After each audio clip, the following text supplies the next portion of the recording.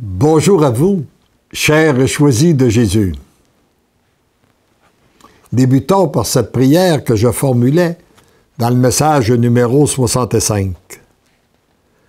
Père éternel, je veux vous remercier pour les merveilles que vous avez accomplies hier à Québec, au Montmartre canadien, à l'occasion de votre fête. Merci pour cette grande faveur que vous nous faites d'être témoins de votre agir. Merci de nous utiliser pour déverser votre amour.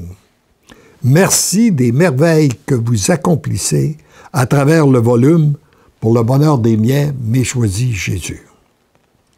Je n'ai pas l'impression d'avoir été suffisamment à votre écoute avant de présenter l'exposé de manière à livrer en toute fidélité la commande que vous me demandiez de livrer.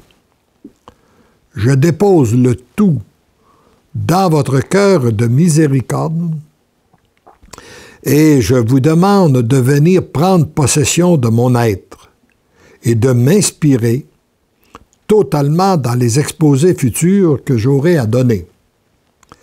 Ainsi, selon le temps qui me sera alloué, je pourrai répondre à l'essentiel de votre désir à vous.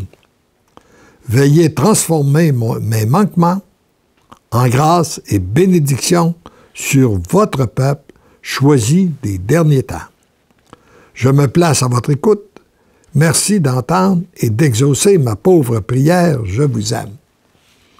En relisant cette prière, ça me rappelle des beaux souvenirs où à la suite de cette rencontre-là, la semaine qui a suivi, il y a un type qui était très charismatique. Il a fait 2h30 de route pour venir me rencontrer.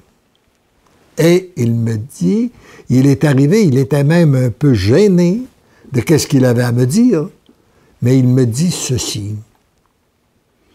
Je me sens obligé de venir te dire que lorsque tu auras à prendre la parole, tu ne dois pas te préparer comme tu l'as fait ce samedi dernier.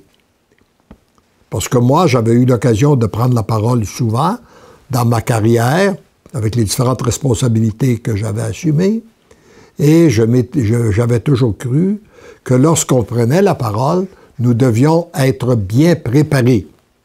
Je n'aimais pas parler avec un texte, mais par contre, un début, une fin, puis un schéma dans lequel on développe les sujets qu'on veut développer, puis une conclusion. C'est ce que j'avais fait dans l'avant-midi.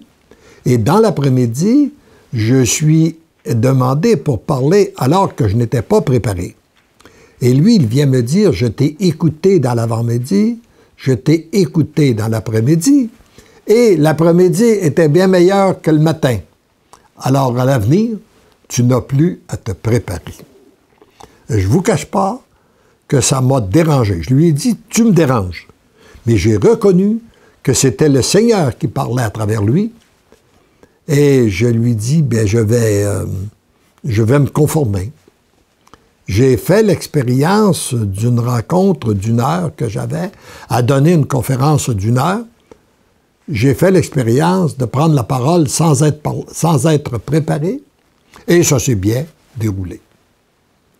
Par la suite, je suis invité à prendre la parole 2 conférences consécutives, environ d'1 heure chaque, où le plongeon est plus difficile dans la foi, je le fais.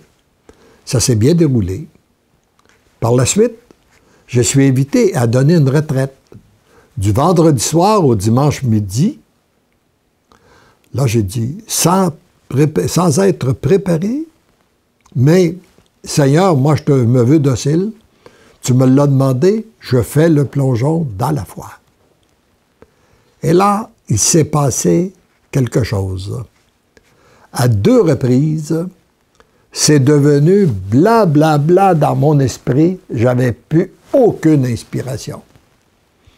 J'ai regardé l'heure. C'était le temps de finir. Si je devais terminer à 10 heures, il était 10 heures pile, à 2 reprises.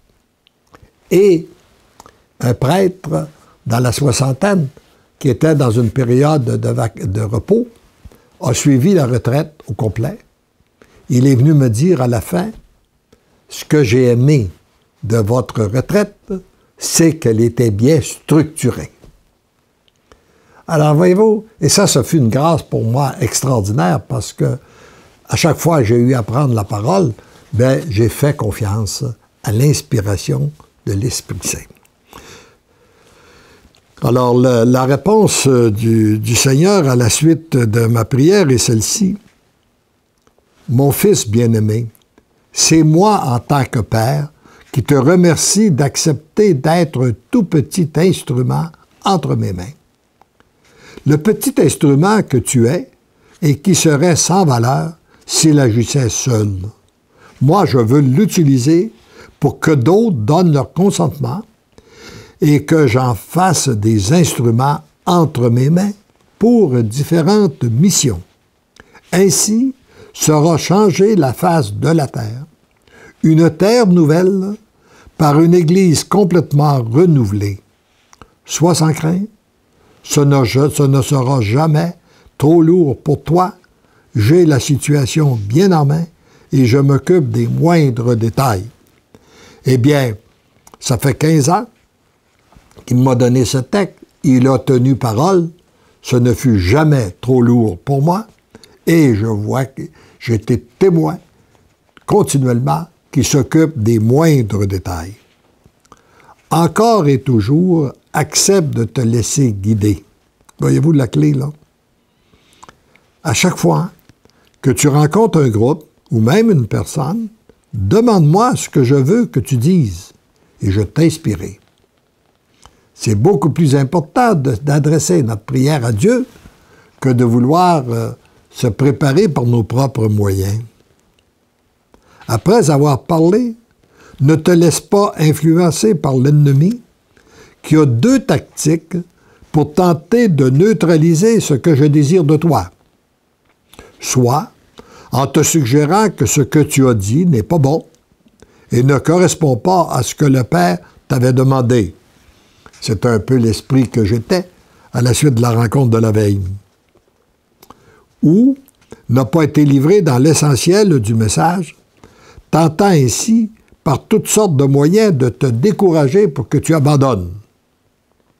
Soit en t'affirmant que c'est toi qui es bon. C'est toi qui as bien parlé afin de te gonfler d'orgueil et il se présentera tantôt d'une manière, tantôt de l'autre. Voyez-vous les tactiques du malin. Donc, tu as bien parlé, c'est toi qui es bon, il veut nous gonfler d'orgueil. Tu n'as pas bien parlé, tu n'es pas bon, alors t'es mieux de rien faire. Il veut nous décourager. Voyez-vous les tactiques du malin? Puis là, il ajoute une 3e tactique. S'il ne réussit pas par l'une ou l'autre de ces 2 tactiques, il en inventera d'autres, en essayant de créer des peurs ou de créer de la division en toi et autour de toi. Une fois averti des dangers qui te guettent, ne perds pas de temps avec l'ennemi. Continue à me regarder, à regarder ma miséricorde, ma joie, ma paix et mon amour. C'est en demeurant les yeux fixés sur moi que tu es de plus en plus témoin de mon agir et que tu peux être de plus en plus utilisé par moi. Oui, après qu'on a pris conscience que le malin existe, on n'a pas à demeurer les yeux fixés sur lui, mais bien les yeux fixés sur notre Dieu. Et c'est là qu'on découvre un monde de paix, de joie, d'amour.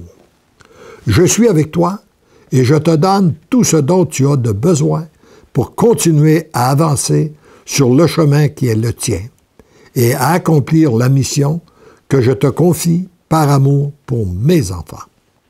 Reçois mon baiser de Père envers son Fils bien-aimé et toute sa tendresse avec l'amour que ton cœur peut accueillir en ce moment.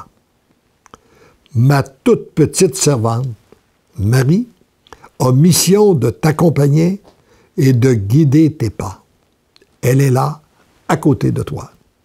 De l'autre côté, c'est mon Fils unique Jésus, qui est toujours tout près de toi. Si tes yeux s'ouvraient et que tu voyais les saints et les saintes et la grande armée d'anges, tu saurais que tu n'es pas seul, mais bien entouré. Sois sans crainte, continue à avancer dans la foi pure. Je te donne ma bénédiction du Père avec mon amour. Alors donc, nous n'avons aucune crainte à avoir, comme nous dit la parole. Si Dieu est avec nous, qui peut être contre nous? Continuons à avancer dans la foi, parfois dans la foi pure, sans voir ni connaître là où il nous conduit, mais l'important, c'est de se savoir conduit par lui, notre Dieu, notre Père. Amen.